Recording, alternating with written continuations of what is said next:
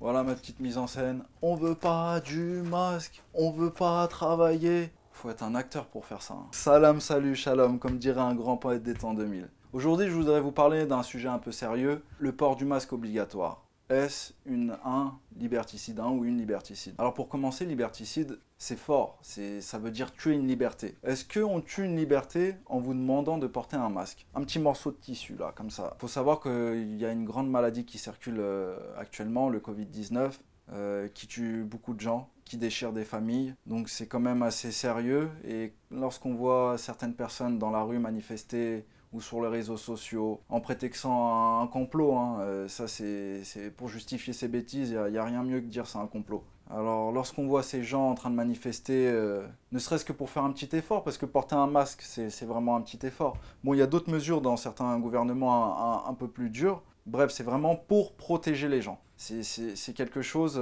il n'y a pas de vaccin à l'heure actuelle. Donc c'est vraiment le meilleur moyen pour protéger les gens. Liberticide, si je fais cette vidéo, c'est aussi pour basculer sur un autre sujet. Parce que liberticide, c'est quelque chose qu'on reproche souvent aux enseignements islamiques. Moi, en tant que musulman, à chaque fois que j'entends liberticide, ça me fait penser aux attaques contre l'islam. Et justement, cette situation de pouvoir se protéger avec un petit effort, et c'est ce que représentent pour moi les enseignements islamiques. Avoir une rigueur, avoir un code de conduite, une philosophie, qui vous impose des petites restrictions afin de se protéger dans sa vie personnelle, afin de se protéger et protéger ceux qui nous entourent, que ce soit au terme de la société, que ce soit au terme d'un pays ou de sa propre famille. C'est quelque chose qu'on ne reconnaît pas forcément dans d'autres systèmes. Alors lorsque j'entends assez souvent des gens qui nous disent oui, l'islam à cause de fait de ne pas boire d'alcool, c'est liberticide, à cause de ceci, c'est liberticide. Moi, je vous propose justement, dans les commentaires, de me dire qu'est-ce qui vous paraît être liberticide, et moi, je vous répondrai à quelle maladie ça correspond, à quelle protection d'une maladie ça correspond. Pour revenir au débat des manifestants, des gens sur les réseaux sociaux qui manifestent justement leur mécontentement sur le port du masque, et justement, ça me fait penser aussi à une philosophie islamique au tout début du Saint-Coran, lorsqu'on parle d'Adam et Iblis. Il faut savoir que le Saint-Coran, c'est très métaphorique, il y a plusieurs lectures, il y a plusieurs dimensions, on peut le lire sur plusieurs dimensions, que ce soit un point de vue historique, que ce soit un point de vue philosophique. Ce qui se passe actuellement, depuis plusieurs années, lorsque on parle d'Adam et Iblis, ça me fait penser à notre société actuelle. Je m'explique.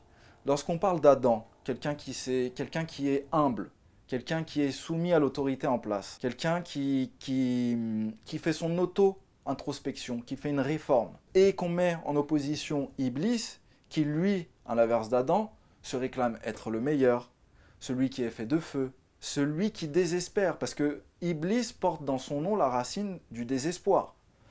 Et ça me fait penser un peu là à notre société actuelle. Il y a ceux qui courbent la tête, qui font confiance à l'État, et qui essayent de faire avancer notre société. Pas forcément sur un point de vue religieux, je parle sur un point de vue de notre société, de ceux qui font les efforts pour. Parce que quand on est citoyen, on a des droits et des devoirs.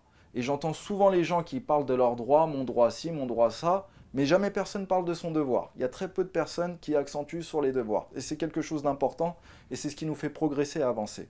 Il y a ce groupe d'individus-là, et il y a un autre groupe d'individus, comme je l'ai dit précédemment, qui eux sont toujours là à manifester, sont toujours là à dire on n'a pas confiance, c'est un complot, vous savez pas gérer. Parce que généralement ceux qui disent ça, c'est ceux qui revendiquent leur propre parti politique ou autre chose. Ils vont jamais dire ce qu'ils vont faire, ils vont dire les autres c'est pas bien. Ce sont eux qui désespèrent en fait, ou qui se disent être faits de feu, entre guillemets, je suis meilleur, je pourrais faire mieux. Mais ils ne feront jamais rien pour faire avancer les choses avec ceux qui sont déjà en place. En mettant trop en avant sa liberté, on oublie justement nos devoirs, nos obligations. Donc c'est bien beau de dire on est libre de ça, on est libre de ceci, mais il faudrait peut-être se regarder personnellement et essayer aussi de faire un effort pour les autres. Sur ce, je vous dis salam à tous, et je vous laisse avec une citation de Georges Bernard Shaw.